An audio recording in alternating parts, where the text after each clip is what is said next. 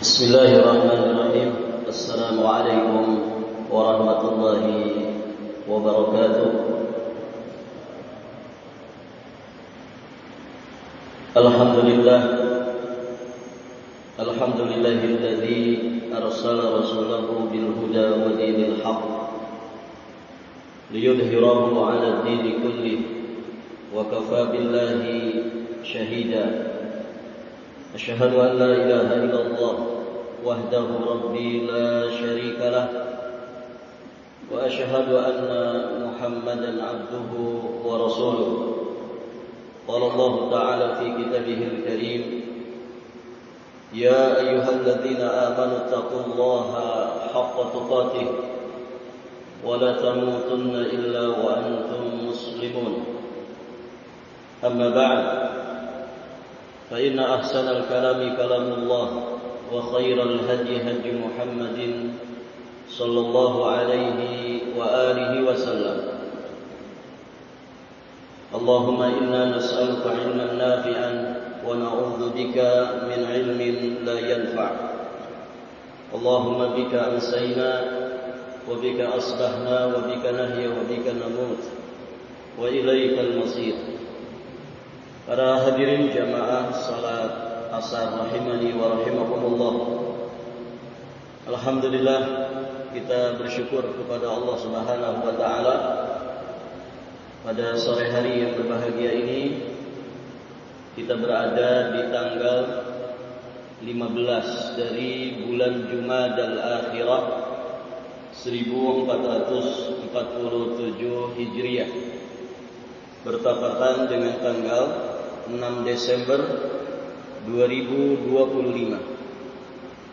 Kita bersyukur kepada Allah Subhanahu wa taala yang mempertemukan kita kembali di majelis yang mulia ini, di masjid yang mulia ini. Semoga keadaan kita, jamaah yang hadir di sini, dalam keadaan yang semakin lebih baik dari sebelumnya. Amin Allahumma ya rabbal alamin.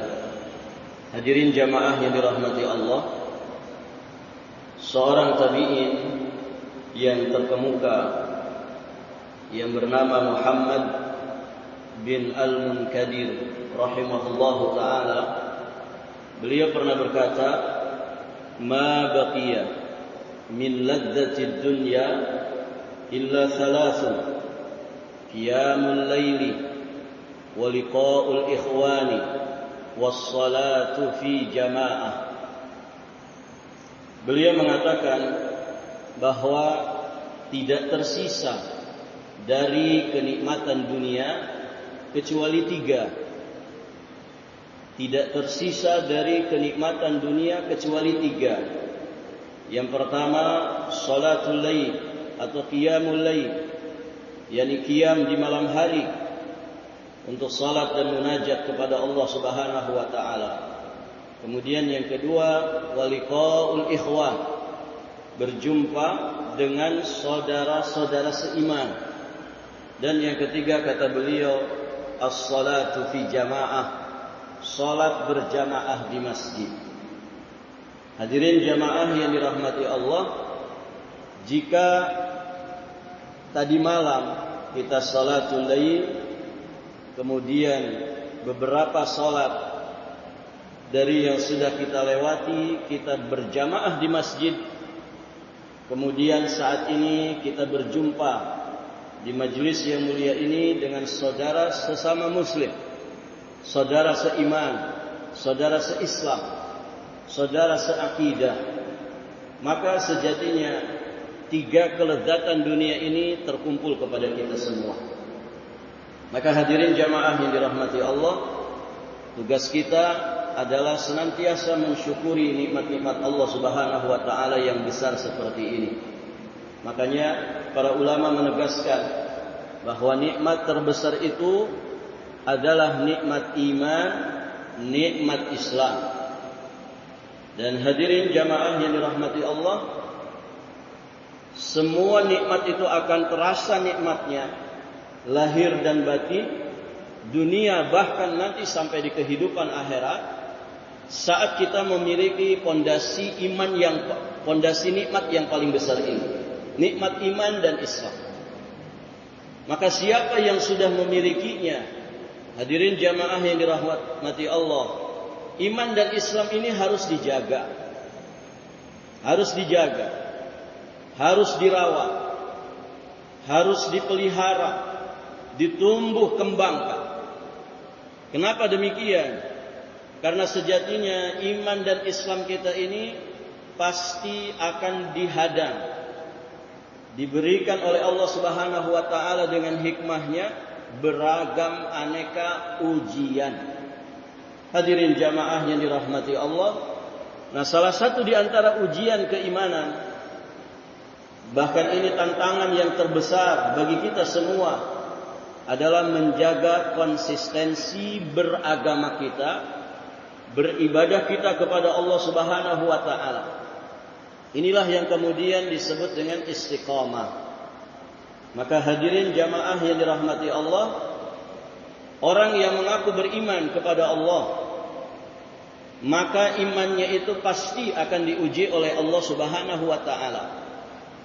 Salah satu di antara ujian besar keimanan, apakah orang itu jujur dalam iman ataukah dia dusta dalam keimanannya?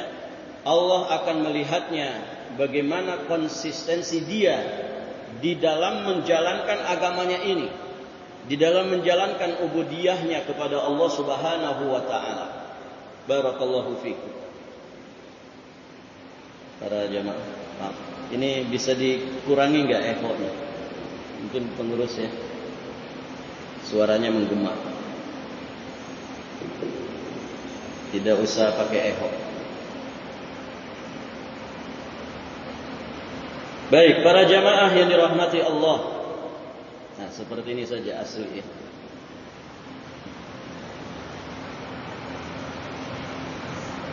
Dari sinilah kemudian muncul sebuah pertanyaan. Mengapa kita itu harus istiqamah? Mengapa kita itu harus istiqamah? Barakallahu fikum. Di hadapan kita ini ada satu kutaib, satu kitab kecil, hadirin jamaah yang dirahmati Allah. Walaupun kecil bentuknya, insyaallah bermanfaat ya bagi kita semua. Satu risalah yang ditulis oleh Dr. Ahmad bin Abdurrahman Al-Qadhi hafizahullah taala. Risalah ini berjudul Al-Istiqamatu Wath-Thabat. Al-Istiqamatu Wath-Thabat. Istiqamah dan sabat.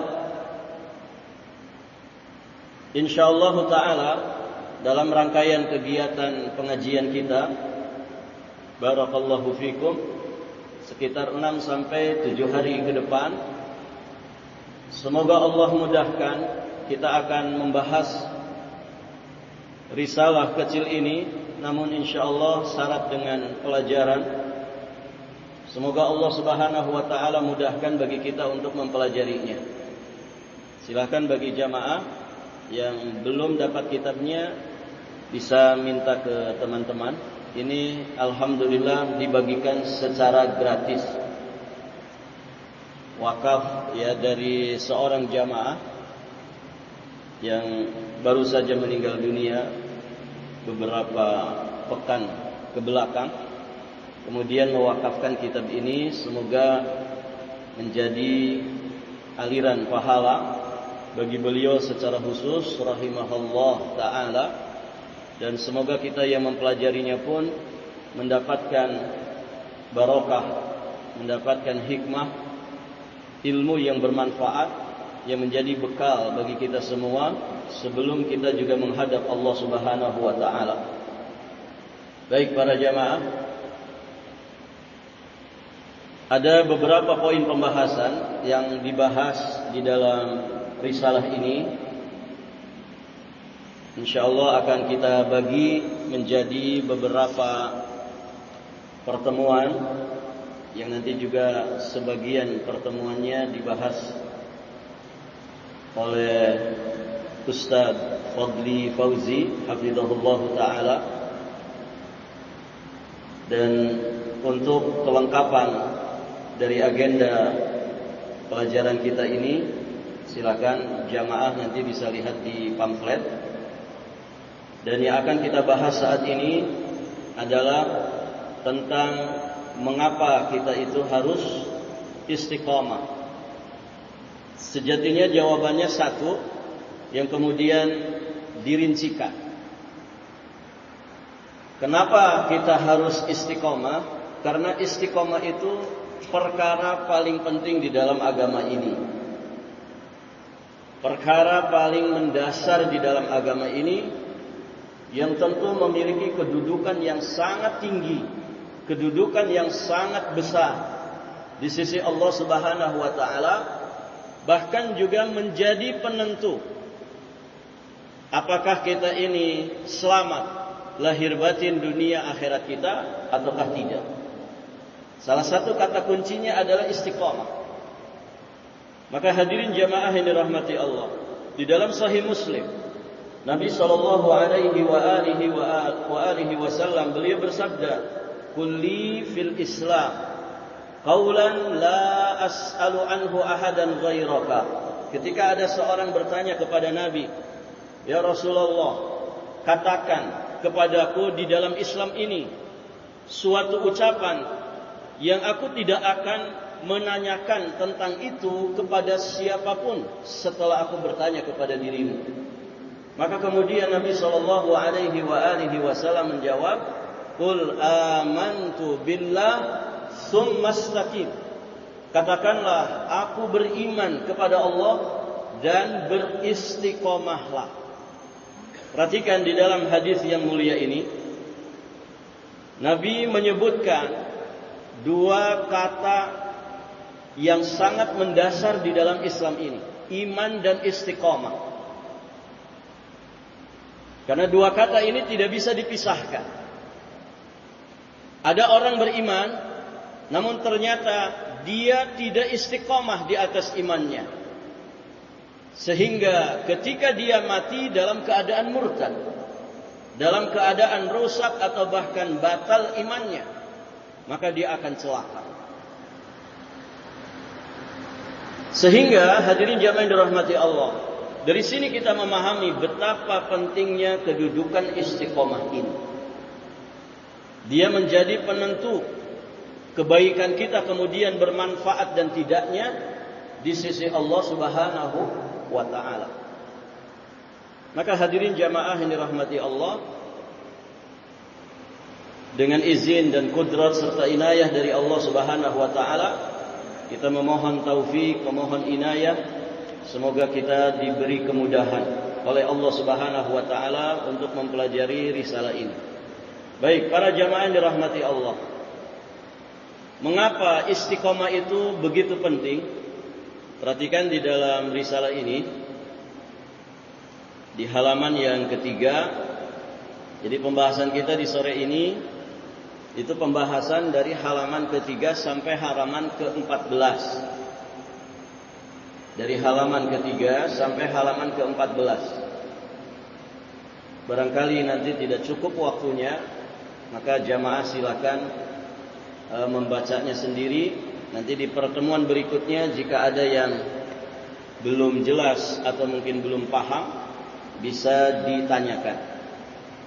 Baik, para jamaah yang dirahmati Allah, di sini penulis hafizahullah taala, beliau menjelaskan beberapa rincian poin tentang bagaimana kedudukan istiqamah yang sangat besar, kedudukan istiqamah yang sangat tinggi di dalam ajaran Islam. Yang pertama, Allah Subhanahu wa ta'ala memerintahkan nabinya dan orang-orang yang beriman agar beliau dan orang-orang yang beriman istiqamah. Di surat Hud ayat 112, Allah Subhanahu wa ta'ala berfirman, "Fastaqim kama umirta wa man taba ma'aka." Maka kata Allah, istiqamahlah pada jalan yang benar sebagaimana diperintahkan kepadamu, dan juga orang-orang yang bertaubat bersamamu. Orang-orang yang bertaubat bersama Nabi itulah kaum muslimin dari kalangan para sahabat Nabi sallallahu alaihi wasallam, baik itu muhajirin ataukah ansar. Artinya perintah istiqomah ini tertuju kepada Nabi sallallahu alaihi wasallam, tertuju pula kepada orang-orang beriman, termasuk kita semua.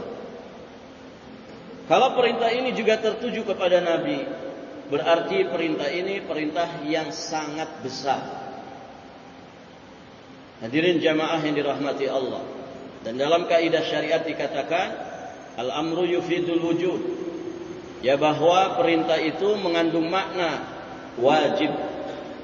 Maka kaum muslimin dimanapun mereka berada, siapapun mereka, dari manapun asalnya, selama mereka mengaku beriman, berislam, maka wajib untuk beristiqamah di atas iman dan Islamnya. Kemudian yang kedua, Allah Subhanahu wa taala juga merangkaikan perintah istiqamah itu dengan dakwah. Kita sama-sama tahu bahwa dakwah ini perintah besar dari Allah Subhanahu wa taala. Ketika kita melihat orang-orang besar, orang-orang yang mulia di sisi Allah Subhanahu wa taala, orang-orang yang sangat-sangat penting, ternyata ciri khas mereka semua adalah berdakwah. Maka sepakat para ulama, dakwah itu amalan terbesar di dalam Islam. Kenapa? Karena semua orang besar, semua orang yang tinggi kedudukannya di sisi Allah, mereka punya ciri khas yang sama, menegakkan yang namanya dakwah, amar ma'ruf, nahi mungkar. Kenapa umat Islam ini umat yang besar, umat yang tinggi kedudukannya di sisi Allah Subhanahu wa taala? Karena mereka dikeluarkan oleh Allah untuk menegakkan amar ma'ruf nahi mungkar. Dan masing-masing kita punya kewajiban untuk dakwah. Ya, setidak-tidaknya para jamaah, jika kita punya pasangan, jika kita punya istri, maka istri itu tanggung jawab kita lahir batinnya. Istri itu tanggung jawab kita dunia sekaligus akhiratnya. Saat dulu kita mengucapkan qabiltu nikahaha, saya terima nikahnya putri bapak fulanah binti fulan, maka sejatinya kita sudah kemudian mengikrarkan, siap memikul tanggung jawab bahwa putri bapak yang saya nikahi, lahir batinnya, dunia, agama, sampai akhiratnya, tanggung jawab saya. Para jamaah yang dirahmati Allah, ya. Sehingga seorang suami wajib menasehati, membimbing, mengajak, mendakwahi, menegakkan amar ma'ruf nahi mungkar. Untuk siapa? Untuk istri dan anak keturunannya. Setidak-tidaknya itu. Baik, para jamaah. Artinya jangan kemudian merasa tugas dakwah bukan tugas saya. Baik. Dakwah ini kewajiban individu setiap muslim. Walaupun nanti kadar dan kapasitasnya tentu masing-masing berbeda. Setidak-tidaknya tadi, kita ini harus jadi da'i di rumah tangga kita. Sebagai pemimpin keluarga, pemimpin rumah tangga, kita berkewajiban terhadap istri dan anak-anak kita. Intinya ini amalan yang begitu besar di dalam Islam. Nah, ternyata para jamaah yang dirahmati Allah, Allah Subhanahu wa taala merangkaikan perintah istiqomah itu dengan perintah dakwah. Sekali lagi ini menunjukkan betapa tingginya kedudukan istiqomah. Di dalam Al-Quran surat Asy-Syura ayat yang ke-15, Allah Subhanahu wa taala berfirman, "Falidzalika fad'u wastaqim kama umirta wa la tattabi' ahwa'ahum." Oleh karena itu maka dakwahlah, serulah mereka agar beriman dan beristiqomahlah. Maksudnya tetap di dalam keimanan, juga tetap di dalam dakwah. Konsisten di dalam iman, konsisten di dalam dakwah. Sebagaimana yang diperintahkan kepadamu wahai Rasul. Dan janganlah kamu mengikuti keinginan hawa nafsu mereka. Ini kedudukan yang sangat besar, ya, dari perintah istiqamah. Baik, para jamaah yang dirahmati Allah. Yang ketiga, Allah Subhanahu wa taala juga memuji mereka yang beristiqamah. Bahkan Allah Subhanahu wa taala memberikan ganjaran kepada mereka dunia sekaligus nanti akhiratnya. Di sini dinukilkan ada 2 ayat di surat Fussilat dan di surat Al-Ahqaf. Di surat Fussilat ayat yang ke-30, dan ayat ini sering kali dibawakan oleh para ulama ketika mereka membahas tentang kewajiban besar untuk beristiqamah.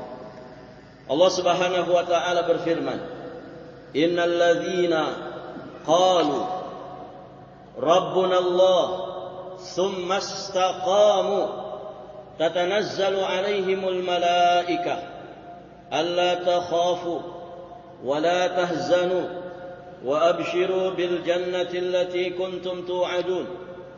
Sesungguhnya kata Allah, orang-orang yang berkata, Rabb kami adalah Allah, kemudian mereka istiqamah, apa yang akan mereka dapatkan?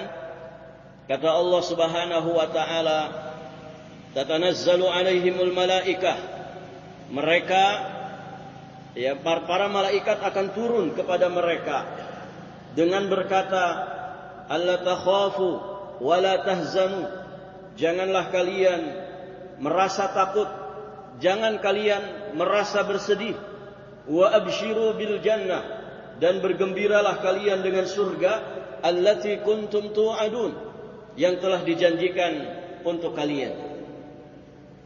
Perhatikan ayat ini, hadirin jamaah yang dirahmati Allah. Ini semuanya ada di kitab, ya. Di surat Fussilat ayat ke-30 ini, Allah Subhanahu wa taala sedang memuji orang-orang yang bertauhid, orang-orang yang beriman dan beristiqamah. Bentuk pujiannya, Allah jelaskan pahala yang akan mereka dapatkan. Dan pahala yang disebutkan di dalam ayat ini, pertama pahala dunia. Kemudian yang berikutnya pahala untuk kehidupan akhiratnya. Pahala dunia apa? Mereka mendapatkan husnul khatimah. Apa Pak? Mereka mendapatkan husnul khatimah. Kenapa? Karena kalimat tatanazzalu alaihimul malaikah alla takhafu wa la tahzanu, ini maksudnya adalah indal ihtidar, yakni saat orang yang beriman dan beristiqamah ini menghadapi kematiannya, maka turun para malaikat memberikan bisyarah, memberikan kabar gembira. Kalau nanti kita mati, para jamaah, ada berapa malaikat yang datang, Pak? Ada berapa? Ada yang pengalaman? Belum. Semoga Allah panjangkan usia kita semua di atas ketaatan dan keistiqomahan. Amin Allahumma ya rabbal alamin. Jadi kalau manusia itu mati, para jamaah, itu ada rombongan malaikat selain dari malaikat pencabut nyawa. Baik, para jamaah yang dirahmati Allah, malaikat pencabut nyawa namanya Malakatul Maut atau Malakul Maut. Itu yang dijelaskan para ulama. Baik.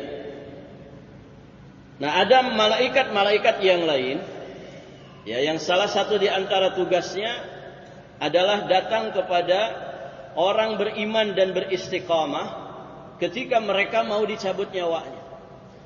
Mereka datang dengan sosok yang begitu menyenangkan.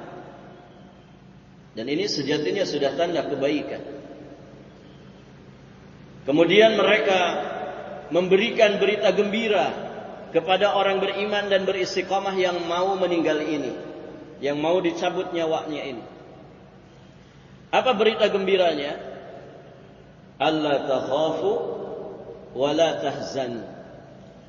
Jangan kamu merasa takut, jangan pula kamu merasa bersedih. Jangan kamu merasa takut. Maksudnya apa? Dengan apa yang akan engkau hadapi.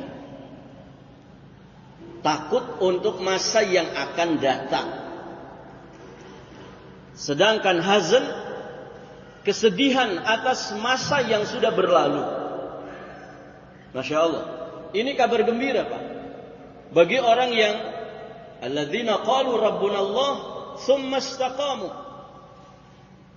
Mereka menyatakan dengan seyakin-yakinnya tanpa keraguan kalimatul iman, kalimatul ikhlas, kalimatul tauhid, Rabbuna Allah, Rabb kami Allah. Kemudian mereka istiqamah. Jangan kau merasa takut dengan apa yang akan kau hadapi setelah kematian ini. Ini kan kabar gembira. Artinya apa? Itu kabar gembira bahwa nanti setelah dia lepas nyawanya, dia tidak usah merasa takut.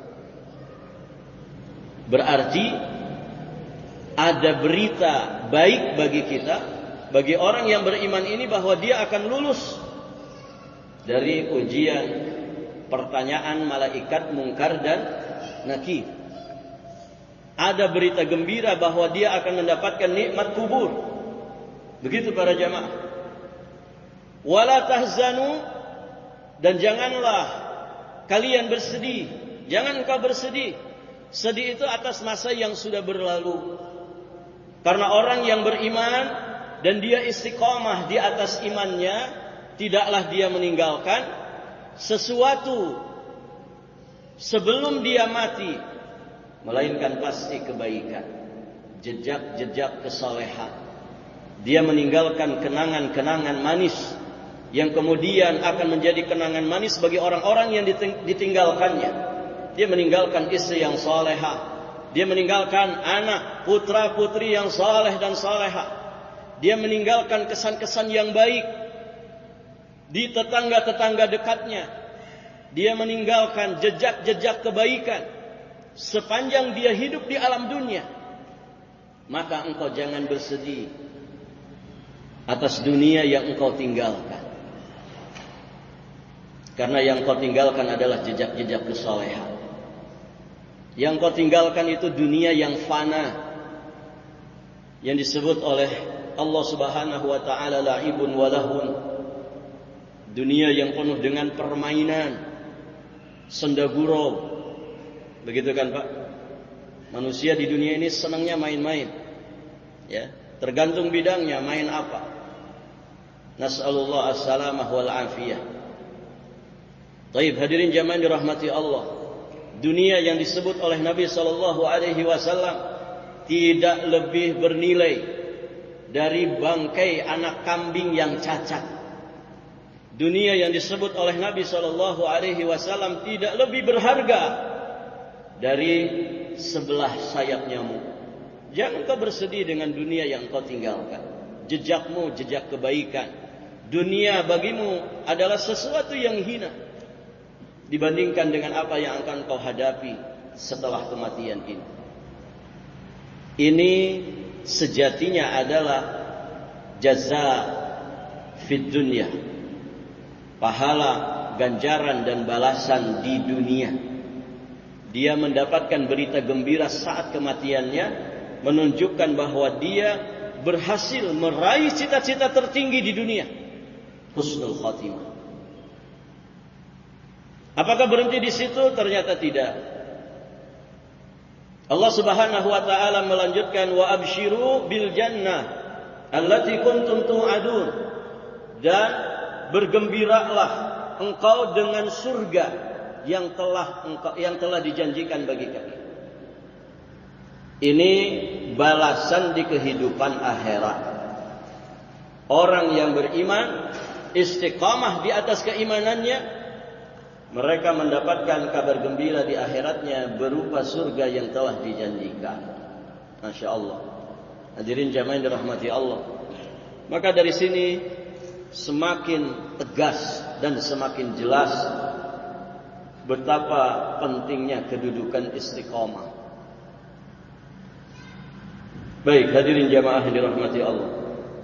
Kemudian ayat berikutnya yang dinukilkan di sini di surat Al-Ahqaf ayat 13, ayat 14. Ayat yang sejatinya mirip dengan Fussilat ayat 30. Allah berfirman, "Innal ladzina qalu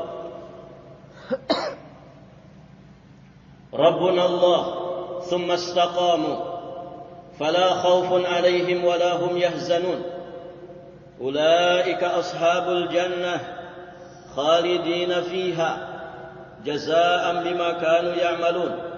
Sesungguhnya orang-orang yang berkata Rabb kami adalah Allah, kemudian mereka istiqamah, fala khaufun alaihim, maka tidak ada rasa takut atas mereka, wala hum yahzanun, dan tidak pula mereka itu bersedih hati. Tadi sudah kita jelaskan. Ulaika ashabul jannah, mereka itulah para penghuni surga. Khalidina fiha, mereka kekal di dalamnya untuk selama-lamanya. Jazaa'an bima kanu ya'malun, sebagai balasan atas apa yang telah mereka kerjakan. Ini semakin memperjelas pujian Allah Subhanahu wa taala kepada orang-orang yang beriman dan beristiqamah. Mereka akan mendapatkan pahala dunia sekaligus juga pahala di kehidupan akhiratnya. Orang meninggal husnul khatimah itu sejatinya para jamaah, dia mendapatkan cita-cita tertingginya. Manusia itu kalau punya cita-cita dunia, dia tidak bisa mencapainya. Ada yang pengen jadi ini, ada yang pengen jadi itu, ada yang pengen mendapatkan ini, mendapatkan itu dari cita-cita duniawi. Maka pada dasarnya ketika tidak berhasil meraihnya, itu tidak berbahaya bagi diri. Nah, cita-cita dunia yang kalau kita gagal meraihnya itu sangat-sangat berbahaya bagi kita adalah ketika kita mati dalam keadaan su'ul khatimah, tidak bisa mendapatkan yang namanya husnul khatimah. Makanya Nabi SAW mengatakan innamal a'malu bil khawatim, sesungguhnya amalan itu tergantung dengan penutupannya. Kalau dunia ini dikatakan tempat kita berlomba dalam kebaikan, maka patokan hitungan perlombaan itu di start atau di finish, Pak? Di finish. Jadi sejatinya nilai kita itu bukan saat ini. Nilai kita adalah saat kita finish. Saat kita nanti mengakhiri hidup ini. Dalam keadaan seperti apa, sedang bagaimana kita saat didatangi oleh malakatul maut. Di sini pentingnya sabat, di sini pentingnya istiqomah. Dia kunci untuk mendapatkan husnul khatimah. Kemudian para jamaah dirahmati Allah,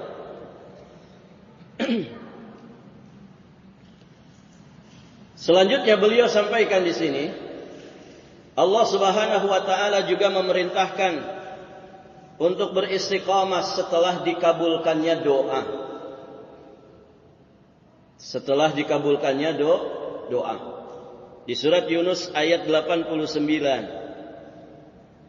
Allah Subhanahu wa taala berfirman, "Qala qad ujibat da'watukuma fastaqima." Sungguh telah diperkenankan doa kalian berdua, sebab itu istiqomahlah kalian pada jalan yang lurus. Para jamaah yang dirahmati Allah, doa itu juga perkara besar di dalam Islam ini. Saking besarnya urusan doa, Nabi mengatakan ad-du'a huwal ibadah. Doa itu adalah ibadah. Coba sebutkan Pak, ibadah apa yang tidak ada doanya? Ada tidak Pak?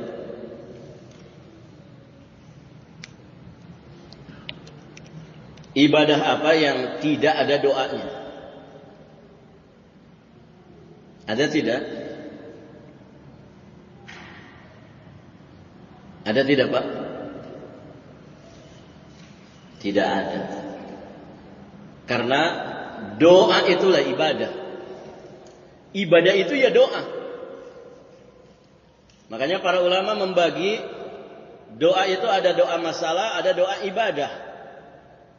Doa masalah itu doa permohonan. Kita angkat kedua tangan di waktu-waktu mustajab. Kita punya masalah, maka kita ajukan kepada Allah. Kita panjatkan kepada Allah setinggi-tingginya. Kita punya permintaan, kita mintakan hajat kita itu kepada Allah. Itu namanya doa masalah. Kemudian ada doa ibadah. Doa ibadah itu yang lazim kita kenal, ibadah itu sendiri. Sholat kita, baca Quran kita, kurbannya kita, puasanya kita, itu doa ibadah.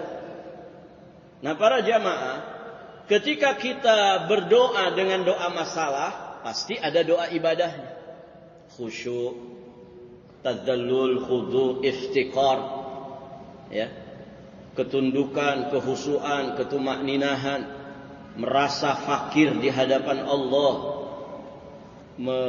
menampakkan rasa butuh kepada Allah. Itu semua kan doa ibadah. Jadi ketika kita doa masalah, di dalamnya ada doa ibadah. Ketika kita doa ibadah, sholat, baca Quran, puasa, Bapak berangkat umrah, berangkat haji, pasti di dalamnya juga ada doa masalah. Bapak infak misalkan, ada nggak sesuatu yang diminta dari infak Bapak itu? Masuk masjid di pagi hari, ada kotak infak di depan pintu masjid. Bapak masukkan 10.000, 20.000. Kalau tanggal muda 100.000, begitu kan? Misalnya, itu kan doa ibadah ya, doa ibadah. Infak, sedekah, zakat, itu termasuk doa ibadah. Nah pertanyaannya, ketika Bapak infak, ada nggak permintaan ke Allah? Ada nggak? Pasti ada. Minim-minimnya, ya Allah, semoga sedekah ini mengantarkan aku ke surgamu. Semoga sedekah ini menjadi pahala besar yang bisa aku panen nanti di kehidupan akhirat. Semoga sedekahku ini menjadi penghilang penyesalan setiap orang-orang yang mati. Karena salah satu yang disesalkan oleh orang mati adalah ingin berinfak, ingin bersedekah. Fa as-saddaqa wa akum minas shalihin.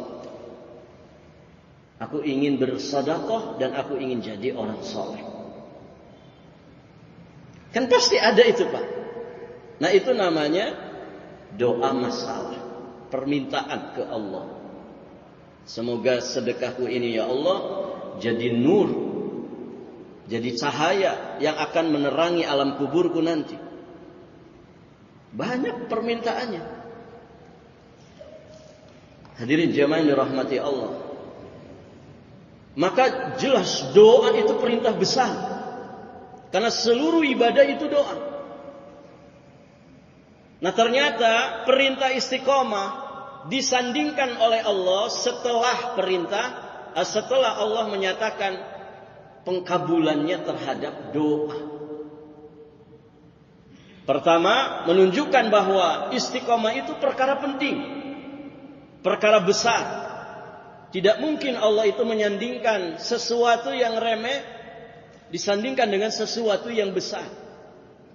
Itu kaidah dalam agama. Kalau Allah menyandingkan satu perintah, setelah perintah besar, maka perintah kedua ini juga sama-sama besar. Allah sandingkan misalkan perintah ibadah kepadanya semata, perintah tauhid dengan perintah birrul walidain. Menunjukkan bahwa birrul walidain ini kedudukannya tinggi. Kenapa? Karena Allah sandingkan dengan perintah terbesar, yaitu perintah mengesahkan Allah dalam beribadah. Nah, di sini juga sama.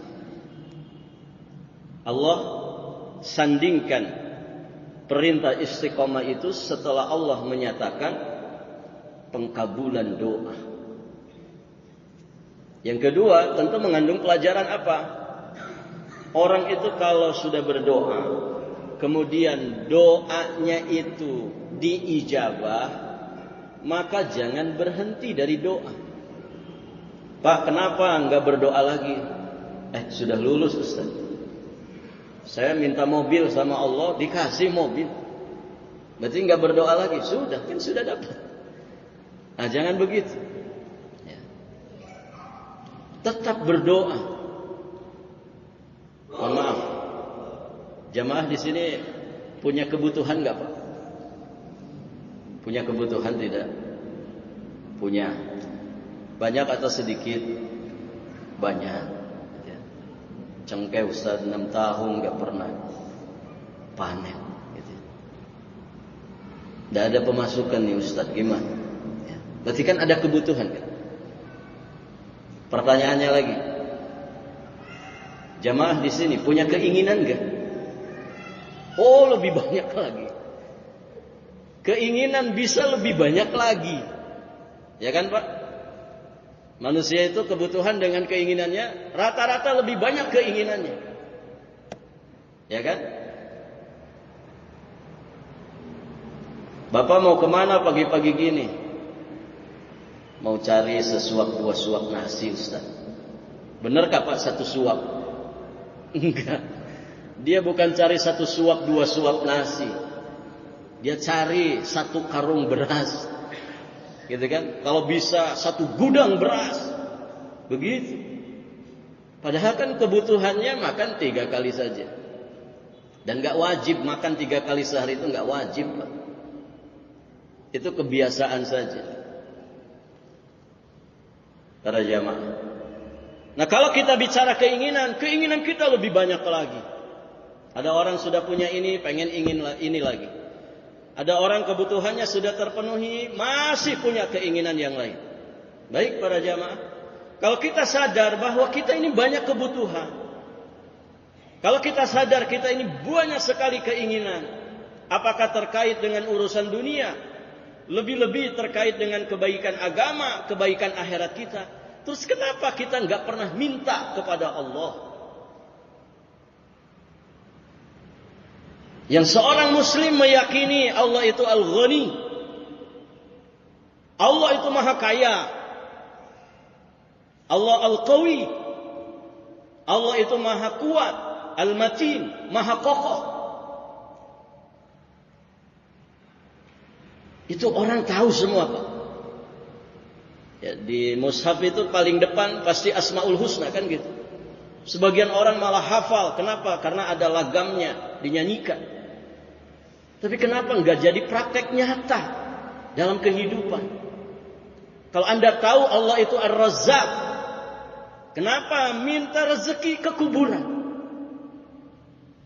Kalau Anda yakin Allah itu maha kuat, maha perkasa, maha kuasa, kenapa Anda minta keselamatan, perlindungan kepada orang-orang sudah mati? Yang nasib mereka saja di alam kubur tidak ada yang tahu seperti apa. Bisa jadi dia sedang disiksa, kemudian kita minta-minta. Maka hadirin jamaah yang dirahmati Allah, berdoa kepada Allah. Kalau 1 sudah dikabulkan, jangan berhenti. Jangan berhenti berdoa. Maka istiqomahlah di dalam berdoa dan beribadah. Terus minta kepada Allah. Apapun itu para jamaah, minta kepada Allah. Kesehatan. Wa idza maridtu fa huwa yashfini. Kata Nabi Ibrahim, apabila aku sakit, maka dialah Allah yang menyembuhkanku. Maka jangan bersandar ke obat. Ya. Ada satu biji obat Pak, harganya 1 juta. Ya. Kemarin ada orang cerita di rumah. Jadi dia kena apa ini?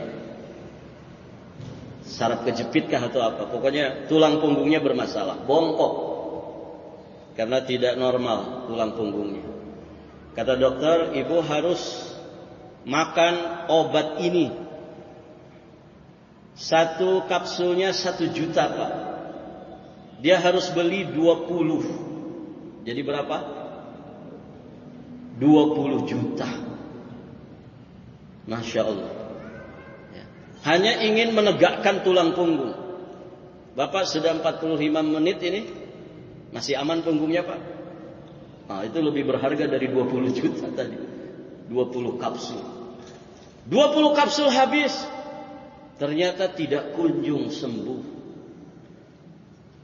Nah, kalau orang tidak beriman, tidak bertauhid, dia bersandarnya ke obat, kecewa dia.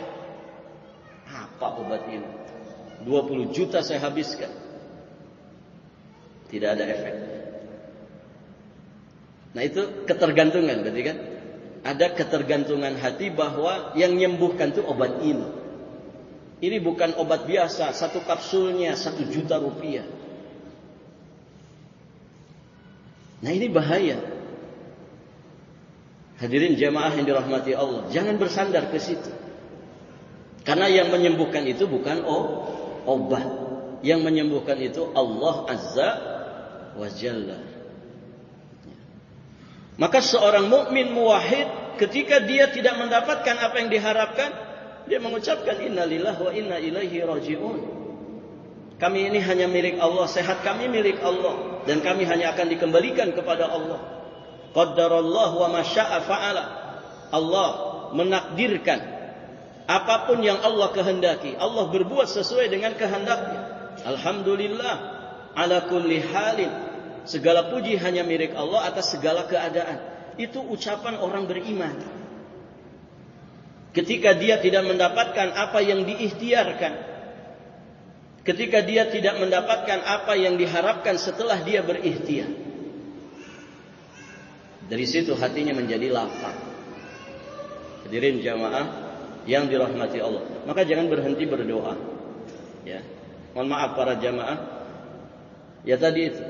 Kita itu ngaku banyak kebutuhan, banyak keinginan, bahkan banyak masalah, tapi kita tidak pernah datang kepada zat yang ahli menyelesaikan permasalahan manusia, Allah Azza wa Jalla. Maka istiqomahlah dalam berdoa, istiqomahlah di dalam beribadah kepada Allah Subhanahu wa taala. Satu lagi saja, terakhir para jamaah. Beliau sampaikan bahwa Allah menjadikan siapa yang menyimpang dari sikap istiqomah ini, maka pasti dia akan menyesal. Di surat Al-Jin ayat ke-16, Allah Subhanahu wa taala berfirman, "Wa allaw istaqamu 'ala tariqati la asqainahum ma'an ghadaqa." Dan sekiranya mereka istiqamah, tetap berjalan di atas jalan yang lurus, tetap berjalan di atas Islam, maka kami benar-benar akan mencurahkan kepada mereka air yang banyak. Tentu air yang bermanfaat, ya, banyak, berlimpah dan bermanfaat. Para jamaah yang dirahmati Allah, kuncinya apa? Wa allaw istaqamu 'ala tariqah. Mereka istiqamah di atas jalan Islam. Mereka istiqamah di atas jalan iman dan amal saleh. Mereka istiqamah di atas dakwah. Allah berikan kepada mereka rezeki berupa air, nikmat yang berlimpah yang menjadi kebutuhan dasar mereka. Air ini Pak nikmat Pak, ya. Nikmat dari Allah. Ada sekian banyak orang terhalang dari nikmat air ini. Maka kalau kita mendapatkannya syukuri. Kalau kita tidak mendapatkannya berarti harus ada yang dikoreksi pada diri kita. Di sini air pakai apa Pak? PDAM atau bikin sumur atau apa? PDAM ya. Lancar saja kan Pak? Alhamdulillah. Mahal tidak PDAM-nya? Alhamdulillah. Mahal atau murah? Alhamdulillah murah. Di Balikpapan Pak, 1 tandon 1.200 liter itu harganya 100.000. 1.200 liter itu 1 tandon. 1.200 harganya 100.000. Bahkan kalau di kota bisa 120, bisa 150. Ketika sedang langka air bisa 200.000. Ya, sini ada beberapa orang di Balikpapan pasti paham.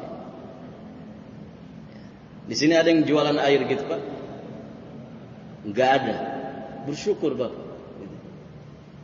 Di sana kalau kesusahan air itu beli tandon. Bayangkan kalau istri 1, anaknya 7. 1 hari mandi pada 2 kali misalnya. Itu 1 tandon habis 1 hari. 100.000 1 hari. Besoknya harus beli lagi. Berarti 1 bulan berapa? Kalau 1 hari 100.000 beli air tok, 1 bulan 3 juta. Harus gaji berapa itu Pak? Beli airnya saja 3 juta. Maka Masya Allah, kalau berkelimpahan air bersyukur. Para jamaah yang dirahmati Allah, ya. Karena air ini amanah dari Allah. Kalau kita istiqamah, amanah, Allah akan berikan air yang bermanfaat bagi kehidupan kita, dunia dan juga agama kita. Tapi kalau kita berpaling dari keistiqomahan, air mungkin banyak, tetapi jadi madarat bagi kita. Cukuplah apa yang dialami saudara-saudara kita jadi pelajaran. Ya kan?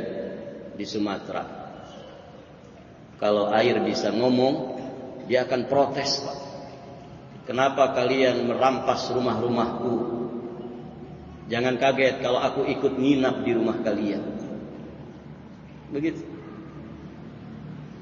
Hutannya dibabat habis. Begitu kan? Itu kan rumahnya air, Pak. Rumahnya air.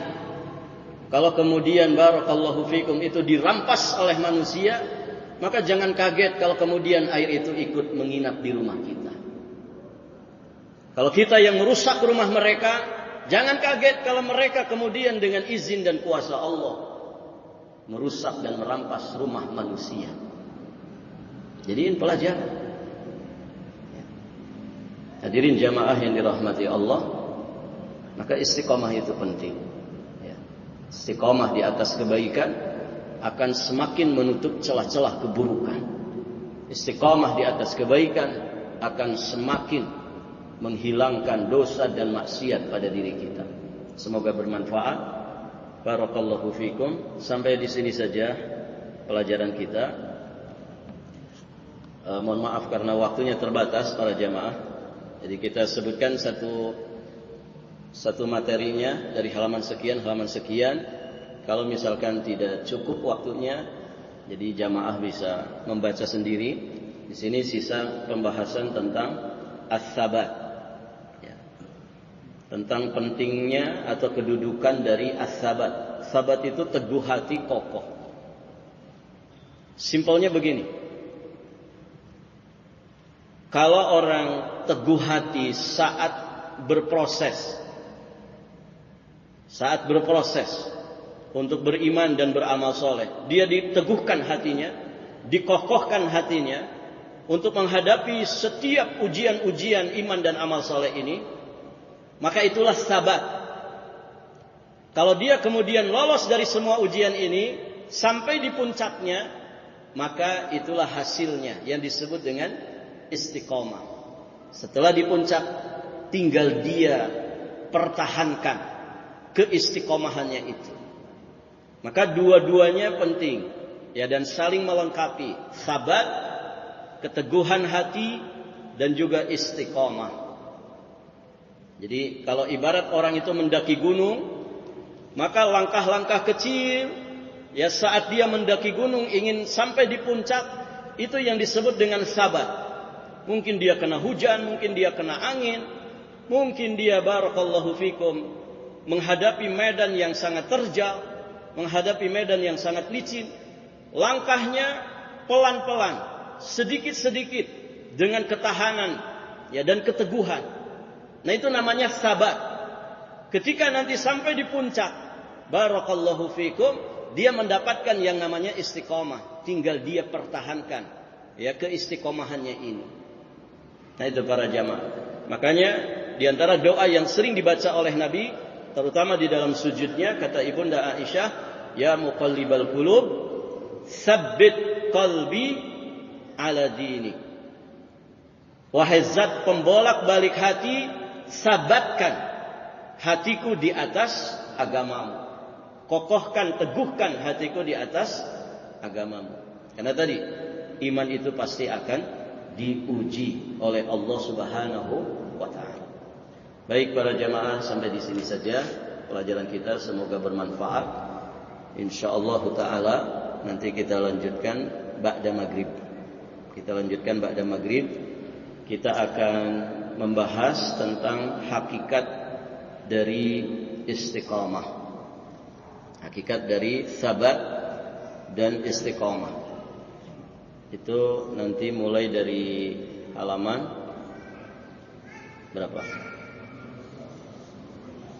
Halaman 15. Hakikat istiqamah dan sabat sampai halaman 30. Baik. Jadi nanti kajian kita pada maghrib dari halaman 15 sampai halaman 30. Jika ada waktu silahkan baca-baca dulu di rumah, ya, supaya nanti bisa mengikuti. Baik para jamaah, sampai di sini. Jika ada pertanyaan satu atau dua sebelum ditutup, dipersilahkan.